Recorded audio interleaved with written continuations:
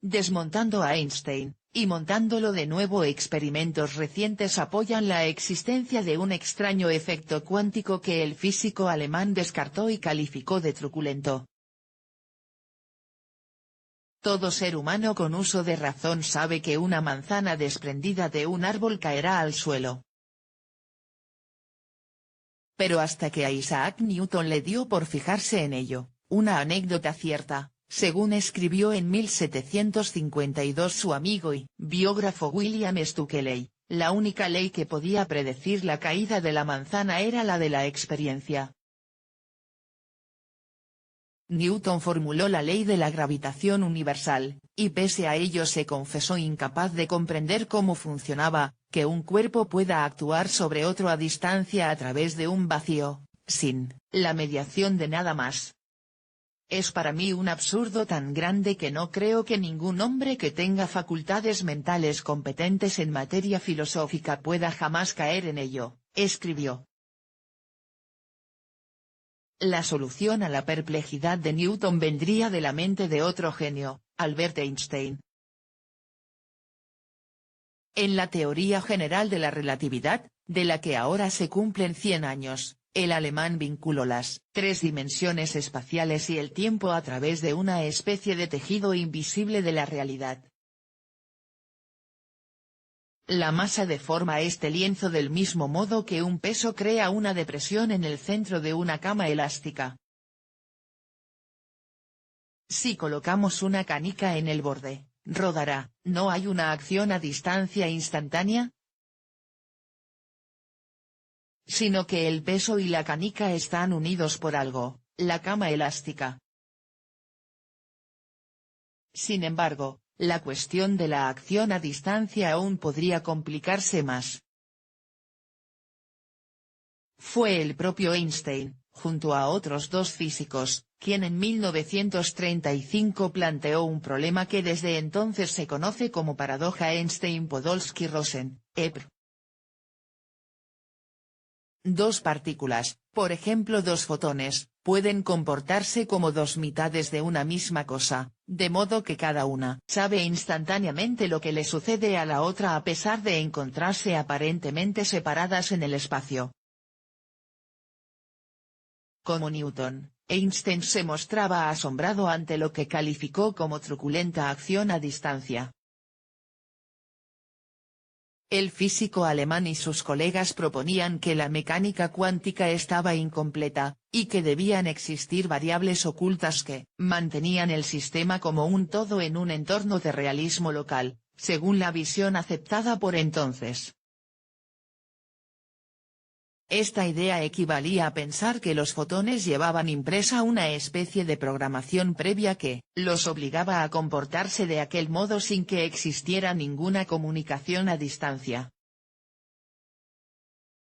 La emancipación de las partículas. Aunque la paradoja EPR conmocionó la física de su tiempo, la auténtica bomba atómica para este realismo local llegaría en 1964 gracias a un físico norirlandés que, irónicamente, trabajaba en la Organización Europea para la Investigación Nuclear, CERN.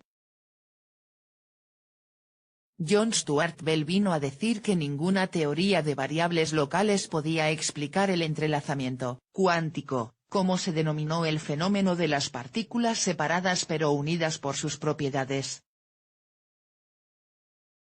Así, el llamado teorema de Bell parecía emancipar a las partículas de esa prisión local. Para muchos físicos la conclusión era que, en efecto, tenía que existir una acción a distancia, y que por tanto el gran Einstein, a pesar de todo, también podía equivocarse.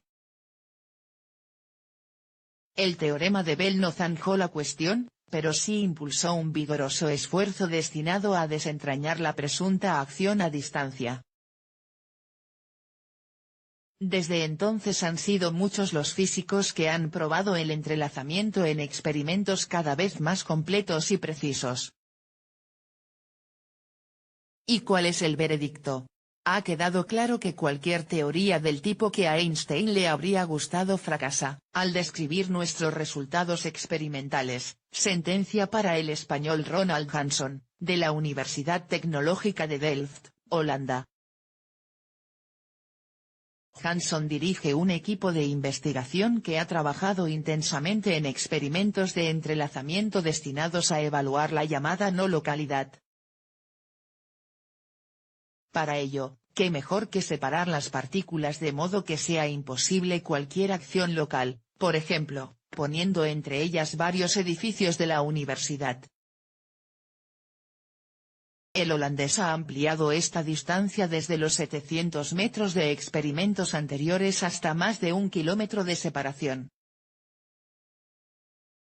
El estudio de Hanson, publicado el pasado octubre en la revista Nature, ha tapado también otro de los resquicios o fisuras en los que algunos físicos se apoyaban para seguir defendiendo la postura de Einstein, y es un posible fallo en los aparatos de detección. El holandés lo ha resuelto empleando un sistema de alta eficiencia con el que asegura la fidelidad de las mediciones. La premisa del realismo local parece ser falsa, concluye el investigador. ¿Todo está escrito? ¿Significa esto que la discusión sobre la acción a distancia está resuelta, y que los científicos se han rendido a la evidencia de que la naturaleza es, como decía Einstein, truculenta? Ni mucho menos. Históricamente, físicos y filósofos han debatido si el comportamiento de las partículas está previamente escrito, es más, si la realidad se limita a seguir un guión preestablecido en el que incluso las acciones del experimentador están programadas.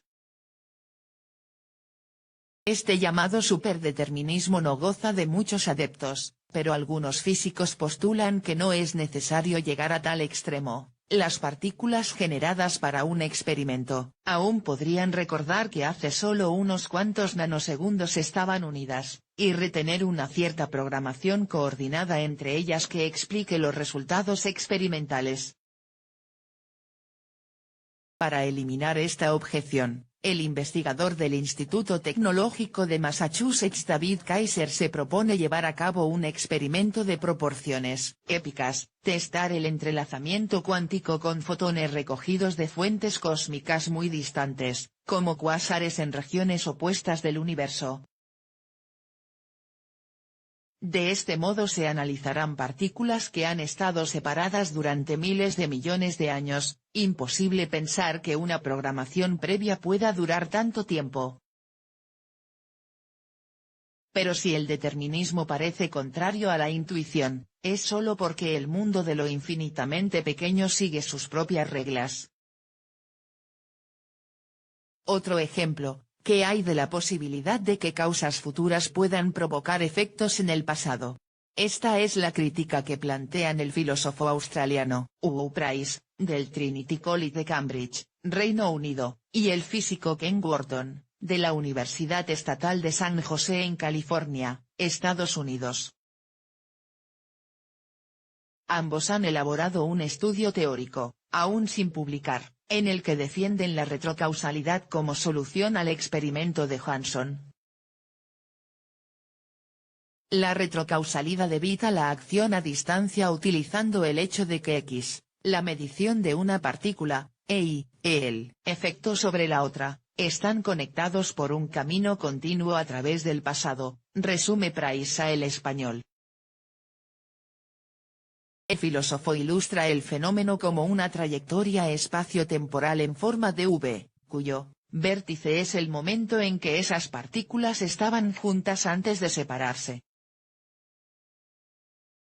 Es decir, que no hay acción a distancia, sino un vínculo a través de la historia común de ambas. La hipótesis, aclara Price, no crea las típicas paradojas temporales porque solo afecta a detalles previos que nadie pudo medir entonces. Y concluye, si la fisura de la retrocausalidad resulta ser correcta, Einstein gana. Más rápido que la luz. Otros expertos, como el físico Víctor Romero Rochin, de la Universidad Nacional Autónoma de México, o Michael Hall, de la Universidad Griffith en Brisbane, Australia, oponen a la acción a distancia la regla de que no basta con observar las cosas, el papel debe soportarlas. Y la mera separación física no demuestra técnicamente que un fenómeno sea no local. Romero Rochin arguye que la mecánica cuántica explica los experimentos de entrelazamiento sin necesidad de recurrir a la no localidad. Pero sé que estoy cuestionando un paradigma, reconoce a este diario.